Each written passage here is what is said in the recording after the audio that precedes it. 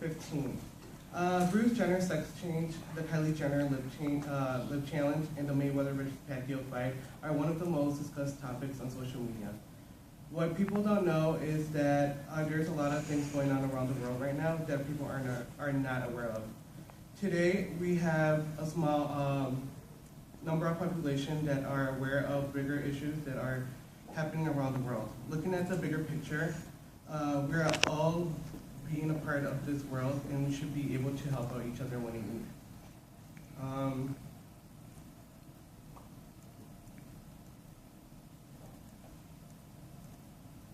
We are all globally engaged, and we have all conducted research among each other to discuss these problems that are happening around the world. After talking to a random selection of people, I discovered that only a handful was aware of the issues that are happening around the U.S. and around the world, including Kathleen Porteroff, a student at ECC that I interviewed on April 30th, 2015.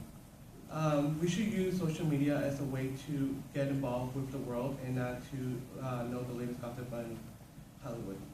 So today we're going to discuss the major tragedies that are happening around the world, like the mass murders in Kenya, the earthquake that happened in Nepal, and the controversial riots that are happening in Baltimore. Danny, can you tell us what's happening in Kenya right now? Well, Aurelie, there was a terrorist attack at Garza University College, which is located in the country of Kenya. It all started just before dawn on Thursday, April 2nd, 2015. 4 to 6 armed gunmen made their way into one of the dorms rooms on campus.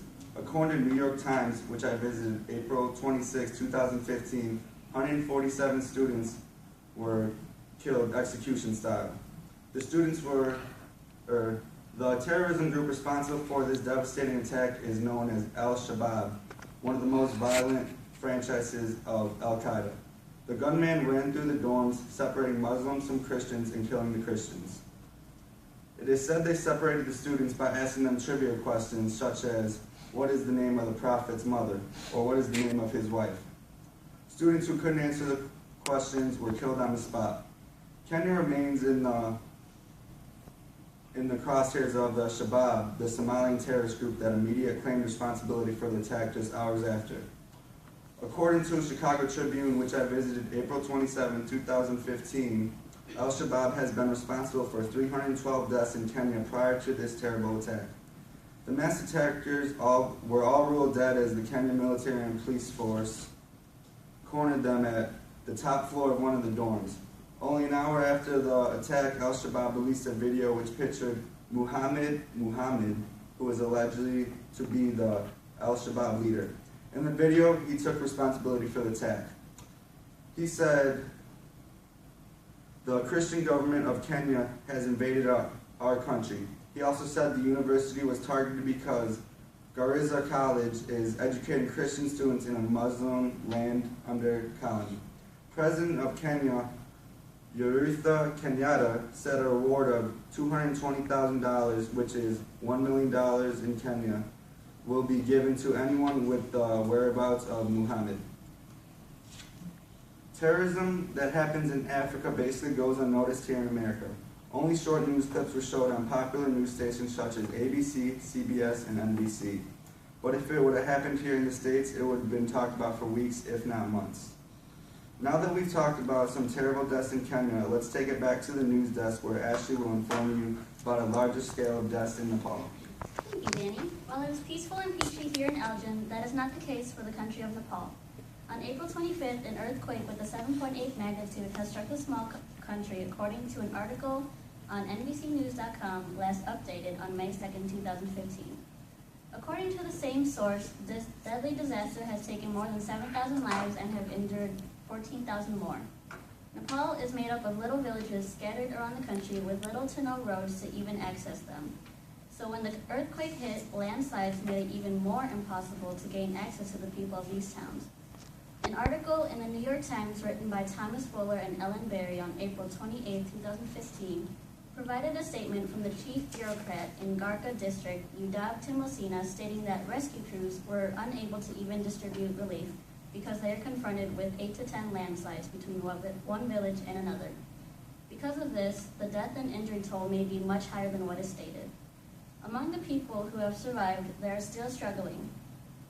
Since the earthquake destroyed much of everything in Nepal, there has been a scarcity of food and shelter.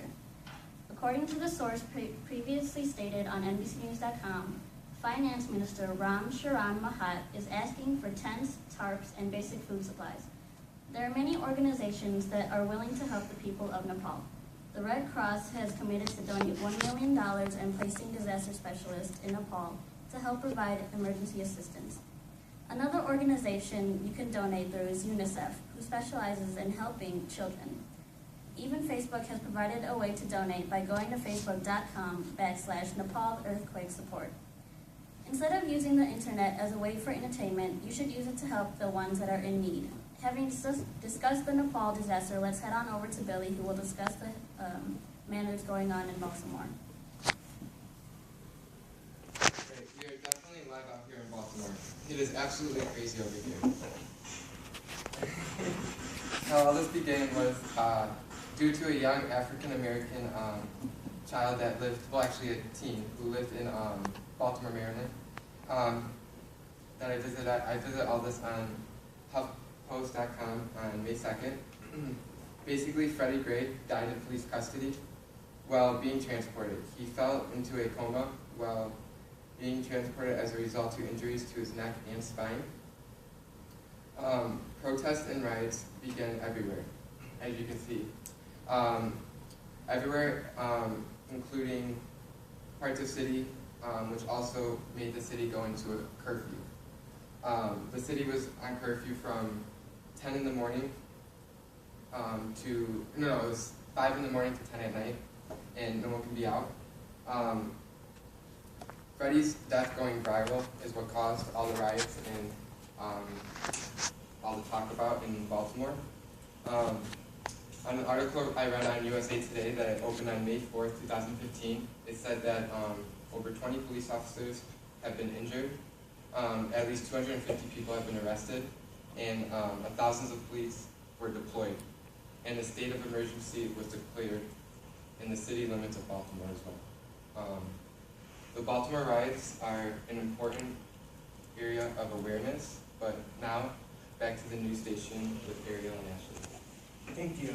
Today we have discussed the major tragedies that are happening worldwide, and we should all be more aware of what's happening instead of knowing what's the latest gossip in Hollywood. I visited a article on pewsearch.org published on September 24, 2014 by Monica Anderson, stating that 64% of Facebookers only use that site to gossip and only 30% to know what's going around the world.